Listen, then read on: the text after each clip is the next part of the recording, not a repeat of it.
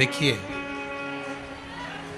अगर प्रदोष का व्रत नहीं कर सकते, प्रदोष के दिन आप व्रत नहीं कर सकते, मान लो आपसे भूखा नहीं रहा जाए, प्रदोष का व्रत नहीं कर सकते, प्रदोष के दिन आप भूखे नहीं रह सकते, मंदिर भी नहीं जा सकते, दिया भी नहीं लगा सकते,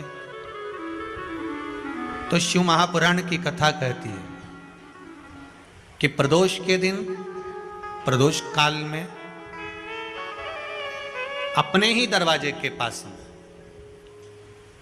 देवाधिदेव महादेव का स्मरण कर लक्ष्मी की वृद्धि के लिए,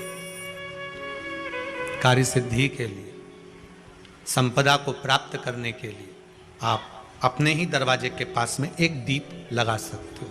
कौन से दिन? प्रदोष के। एक बात और अच्छे से समझ लीजिए, जो बच्चे चिड़चिड़े होते हैं, चाहे घर में बेटे हों, बहुएं हों, सास हो, ससुर हो, परिवार में छोटे छोटे बच्चे हों, चिड़चिड़ प्रवृत्ति करते हों या चिड़चिड़ा स्वभाव हो, जरा जरा सी बात में क्रोध आ जाता हो, बोलने का भान नहीं रह पाता हो, शब्दों के बाण चलते हों, तो महाराज प्रदोष के दिन, प्रदोष काल में बेलपत्री के पेड़ के नीचे एक, जो पत्ता आपके पास में हो, पान का मिल जाए तो पान का, पीपल का मिल जाए तो पीपल का, बेलपत्र का मिल जाए तो बेलपत्र का, उस पत्ते पर मात्र थोड़ा सा शहद और 7 दाने चावल के रखकर घी का दिया लगा दो महाराज, और थोड़ा सा जल हाथ की अंजलि में लेकर भगवान देवाधिदेव महादेव का स्मरण कर कर कि इस बेलपत्री के वृक्ष के नीचे माता लक्ष्मी, पार्वती, सरस्वती विराजमान है, इसी बेलपत्री के पेड़ के नीचे मेरे देवाधिदेव महादेव का 12 ज्योतिर्लिंग का स्वरूप प्रकट है, उनका स्मरण कर कर जल चढ़ा दीजिए। और उसका स्मरण कर लो जो चिड़चिड़ प्रवृत्ति करता हो, क्रोध करता हो, जिसको बोलने का भान नहीं होता हो, सम्मान नहीं देता हो, अपशब्द कहते हो, उनका स्मरण कर कर आप छोड़ेंगे। एकदम एक प्रदोष करेंगे, दूसरे प्रदोष तक तो आपको कोई दिक्कत ही नहीं। 2-3 प्रदोष कर कर देखिए, बाबा कृपा करें। बच्चों को पढ़ने का कह रहे हो, पढ़ने बैठो, पढ़ने बैठो, पढ़ने बैठो, पढ़ने बैठो, तो एक आध प्रयास बच्चों के लिए भी कर लिया करो कि भाई ठीक है, जैसे वैकुंठ चतुर्दशी वाला उपाय हमारे YouTube पर भी डला हुआ है, आप उसको निकाल कर सुनना, वैकुंठ चतुर्दशी के दिन प्रयास करना, बच्चे लोग विद्या में प्रबल होंगे।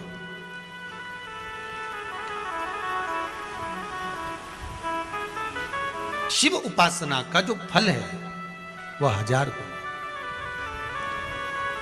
ब्राह्मण देवता आज मंदिर के दरवाजे पर बैठे हुए थे, मंदिर की बुआरी लगाकर बेलपत्री को उठाकर एक बोरे में, एक बारदान में, एक झोले में भर रहे थे।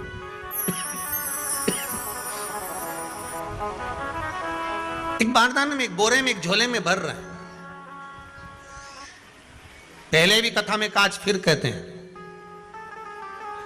शिव मंदिर में जल बाद में चढ़ाना, शंकर के मंदिर में जाकर पंचामृत स्नान बाद में कराना, शंकर जी के मंदिर में जाकर पूजन बाद में करना, पहले थाली एक और रखकर शिव मंदिर में झाड़ू, पोछा या जो बेलपत्री, निर्माल्य जो भी रखा हो, उतरा हुआ सामान, उसको भरकर कहीं एक और जहां मंदिर वाले रखते हो वहां ले जाकर रख दो, झाड़ू पोछा एक बार जरूर। इस ब्राह्मण के चरित्र को सुनिए जो शिव महापुराण में वर्णन किया गया। कार्तिक महत्तम की कथा कर रही है। कार्तिक मास में पड़ने वाले प्रदोष के दिन महाराज वो ब्राह्मण बेलपत्री को उठा उठा कर बारदान में भर रहा था।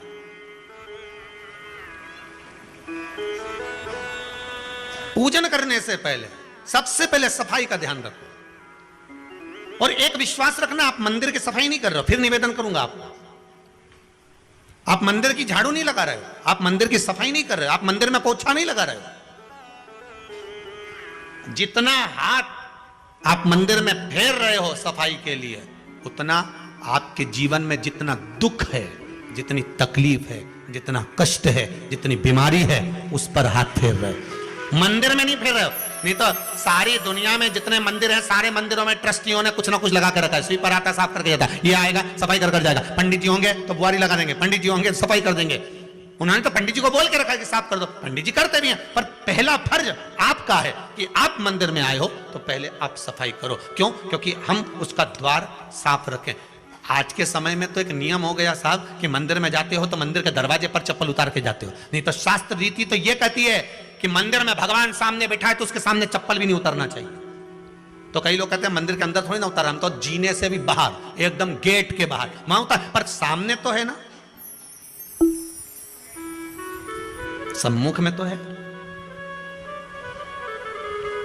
तुम्हारे यहां अगर 4 लोग दिवाली मिलने आते हैं ना तो तुमने चप्पल रखने का भी स्टैंड बनाकर रखा है, साइड में उतारिए, दहली पर मत उतार देना, थोड़ा साइड में उतारो। सामने से सब आते जाते रहते हैं, सामने उतारो, सम्मुख में क्यों उतार रहे हो?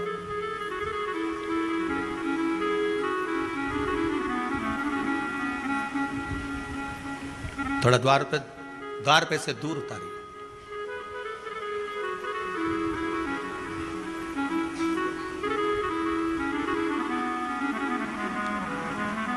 अभी तो कुबेरेश्वर धाम में काम चल रहा है, आप लोग जो दान दे रहे हो, आपके दिए हुए दान से निर्माण चल रहा है।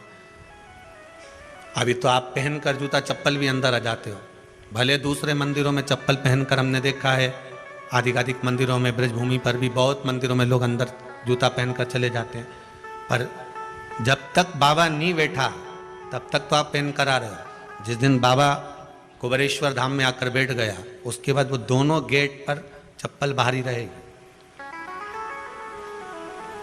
आओ आप, कंकर से शंकर जब शरीर से लगेगा तब सुख भोगोगे, आनंद भोगोगे, सुख की प्राप्ति। अपने द्वार पर भी कितना सुंदर लिखा है भविष्य पुराण के अंतर्गत, और विष्णु पुराण में भृगु बाबा का चरण का चिन्ह भगवान विष्णु की छाती पर रहा। भगवान विष्णु की छाती पर भृगु बाबा के चरण का चिन्ह रहा।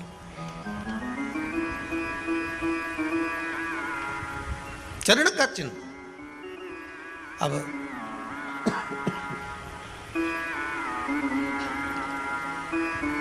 भविष्य पुराण में लिखा है कि अगर हम मंदिर के द्वार पर घर के चौखट के एकदम सामने चप्पल उतार देते हैं, 7 बार दिन भर में से, कितनी बार? 7 बार विष्णु पुराण कहती है ऐसा कोई दिन नहीं होता जिस दिन दरवाजे पर 7 बार लक्ष्मी आकर खड़ी नहीं होती हो।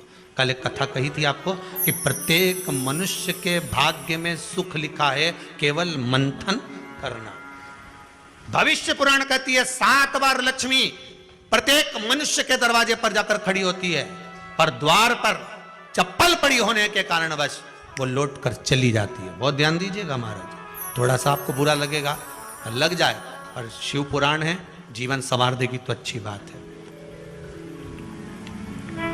जीवन संवार दे तो अच्छी बात है। मंदिर के द्वार पर हम जब चप्पल छोड़ते हैं, जिस मंदिर की चौखट पर चप्पल छोड़ी है, आप जितनी देर आराधना में लगे रहते हैं उतनी देर तक आपकी चप्पल पर जितने लोग लांग कर जाते हैं, जितने लोग लांग कर प्रवेश करते हैं, उसका भी दुख आपके भाग्य में आता चले जाता है। ध्यान दीजिएगा जरा, चप्पल का भविष्य पुराण में